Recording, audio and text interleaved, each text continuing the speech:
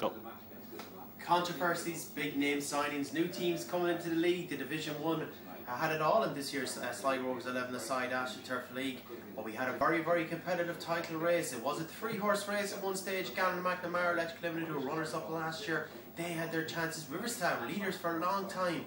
Eventually, though, in the end, it was Fiddler's Creek. And what a story for Fiddler's Creek.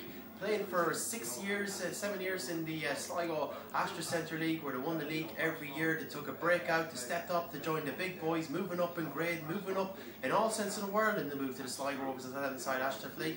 And to be fair, they've come true. Big game for them now on Tuesday. They play the PSO, knowing that a win will see them crowned champions, and they'll play in the Packy McGowan Memorial Cup. Huge achievement for Enda Scanlon and Fergal Harrison, the lads, but what a quality team they put together. The likes of Ian Rossiter and Glenn Shannon and Michael Rooney and all those lads coming together, Mark Rooney too, really coming through and coming to the fore for them.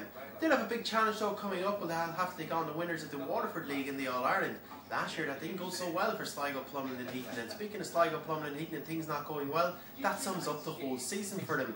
Really, they were hit by the Blackburn effect. The big money side put together bankrolled, but collapsing them because ultimately no heart, no soul, but plenty of ability and talent in the players.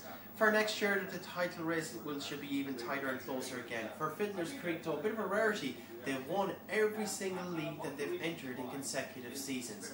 They are the team to beat. Elsewhere in the division, the GSS, a solid year from them. Flattering to the sea maybe at a couple of times, pulled out a couple of results, but ultimately finishing in mid-table and amenity. Down the end of the table, well, it was a very tough season for the PSO and for Avid Ireland. But gamely and bravely they tried and they competed in every fixture, and they always gave us a good go and pulled off the odd result, with PSO being the first team to beat Riverstown, and they also beat Gannon and McNamara in the first game of the season. But Avid Ireland there a few weeks ago had their first win of the season as well. Maybelline Life in the McCullough Carpentry Division 2 will treat them easier, but certainly they added their part to what is a very intriguing Division 1 season, which of course leads into who will be the player of the season in Division 1. There's certainly plenty of candidates. Each team can throw up one. If you look at the PSO, Daniel Lang had a great first half of the season, kind of tailed off a little bit towards the end of it though. Connor Scanlon was just brave right throughout the year for Avid Ireland, looking to pull his team through. He tried so hard, he gave everything. For the GSS, their big money signing, Dermot O'Connor, he failed to really hit the heights that he had with McHugh's the year before. More of a betting in season for Dermot. I'm sure he'll have a better year next year. But elsewhere, Terry McMahon was solid all throughout the season for the Guards.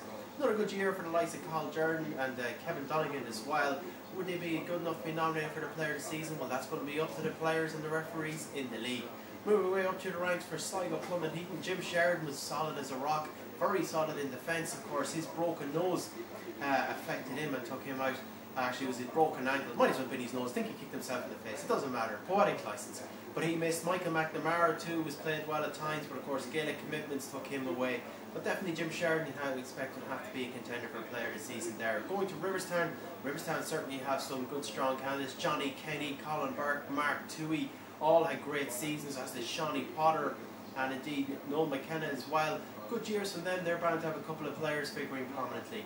Gannon and McNamara, a very strong year for Gannon and McNamara. Of course, they won the Socrates Healthcare Informatics Cup, their first piece of silverware, and a fitting tribute that to their late manager, Emmett O'Connor. And of course, they'll be sorely missed by us all involved with the AstroTurf League.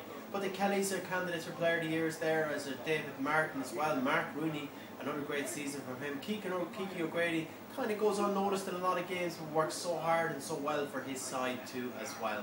Then you look at the champions-elect, Fiddler's Creek. Glenn Shannon, top scorer in the First Division. A great season for him, like Paul Masterson, Sasha Curran. You know, they've all had good years too. So the race for the player of the season could be just as fascinating and just as intriguing as the race for the title was. But ultimately, you wouldn't be too surprised if the winning candidate did come from the triumvirate of Gannon McNamara, Avid Ireland or Fiddler's Creek. That game is on Tuesday night, 9 o'clock kickoff. Will be Fiddlers against the PSO. They will be crowned the champions-elect, and they will then prepare for their tilt at All-Ireland glory.